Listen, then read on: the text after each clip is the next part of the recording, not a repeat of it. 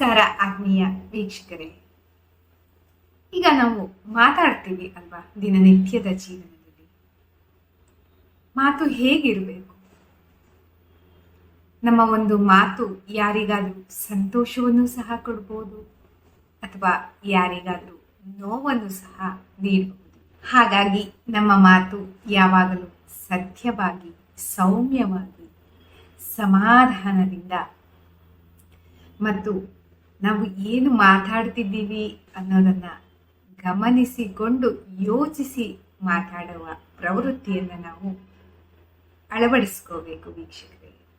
ನಾವು ಮಾತನಾಡುವಾಗ ನಮ್ಮಲ್ಲೇ ನಾವು 3 ಪ್ರಶ್ನೆಗಳನ್ನು ಕೇಳ್ಕೋಬೇಕು. ಮೊದಲನೇದು, ನಾನು ಮಾತಾಡ್ತಾ ಇರೋದು ಈಗ ಸತ್ಯನಾ? ಈ ಮಾತಿನ ಅವಶ್ಯಕತೆ ಈಗ ಇದೆಯಾ ಅಂತ ಎರಡನೇದು. ಮೂರನೇದು, ಬಹಳ ಮುಖ್ಯವಾಗಿರೋದು, ನಾನು ಈಗ ಹೇಳೋದನ್ನ ಪ್ರೀತಿಯಿಂದ ಹೇಳಿ ಅವರಿಗೆ ತಲುಪಿಸ್ಬೋದಾ ಅಂತ. ಈ ಪ್ರಶ್ನೆಗಳನ್ನ ನಮ್ಮೊಳಗೆ ನಾವು ಕೇಳ್ಕೊಂಡ ನಂತರ ನಾವು ಮಾತಿಗೆ ಪ್ರಾರಂಭ ಮಾಡಬೇಕು. ಕೋಪದಲ್ಲಿ ಮಾತಾಡಿದಾಗ ಅದು ಸಂಬಂಧವನ್ನು ಸಹ ಹಾಳು ಮಾಡುವುದು.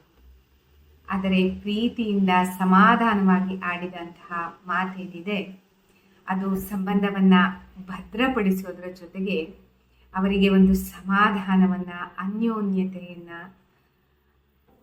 ಜೀವನದಲ್ಲಿ ಸಾರ್ಥಕತೆಯನ್ನು ಸಹ ನೀಡುತ್ತೆ.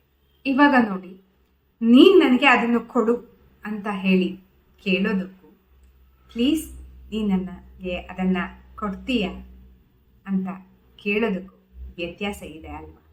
ನಾವು ಮಾತಿಗೆ ಸದಾ ಗೌರವ ಕೊಡಬೇಕು. ಅವರು ಹಿರಿಯರಾಗಲಿ, ಚಿಕ್ಕವರಾಗಲಿ, ಯಾರಾದರೂ ಆಗಿರಲಿ,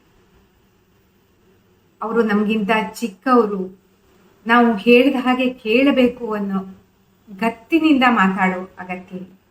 ಅವರಿಗೂ ಸಹ ಪ್ರೀತಿಯಿಂದ ಕೇಳಿ, ಆಗ ಅವರು ನಿಮ್ಮನ್ನ ಫಾಲೋ ಮಾಡ್ತಾರೆ. ನಾನು ಹೀಗೆ ಮಾತಾಡಬೇಕು, ನಾನು ಹೀಗೆ ಬೇರೆಯವರ ಜೊತೆಗೆ ಬೆರಿಬೇಕು ಅನ್ನೋದನ್ನ ಚಿಕ್ಕಂದಿನಿಂದಲೇ ಅಭ್ಯಾಸ ಮಾಡ್ಕೊಳ್ತಾರೆ. ಅವರು ಚಿಕ್ಕವರಾಗ್ಲಿ ದೊಡ್ಡವರಾಗ್ಲಿ ಅವರ ಭಾವನೆಗಳನ್ನ ಅರಿತು ಮಾತಾಡುವಂತಹದ್ದು ಬಹಳ ಮುಖ್ಯವಾಗಿದೆ. ನಾವು ಮಾತನಾಡುವಾಗ ಬೇರೆಯವರನ್ನ ಹೀಯಾಳಿಸಿ ಮಾತನಾಡುವಂತಹ ಅಗತ್ಯ ಇಲ್ಲ. ನಾವು ಬೇರೆಯವರನ್ನ ಪ್ರೋತ್ಸಾಹಿಸಿ ಮಾತಾಡಬೇಕು. ಅವರ ಜೀವನಕ್ಕೆ ಒಂದು ಬೆಳಕಾಗಬೇಕು. ಆ ರೀತಿಯಲ್ಲಿ ಮಾತಾಡುವುದನ್ನ ನಾವು ರೂಢಿ ಮಾಡ್ಕೋಬೇಕು. ಒಂದು ವಿಷಯ ನೆನಪಿಡಿ ವೀಕ್ಷಕರೇ, ಈ ಧನವನ್ನ, ಬಂಗಾರವನ್ನ, ಬೇರೆ ಯಾವುದನ್ನೇ ಆದರೂ ಕಳೆದುಕೊಂಡರೆ ಪುನಃ ಗಳಿಸಬಹುದು.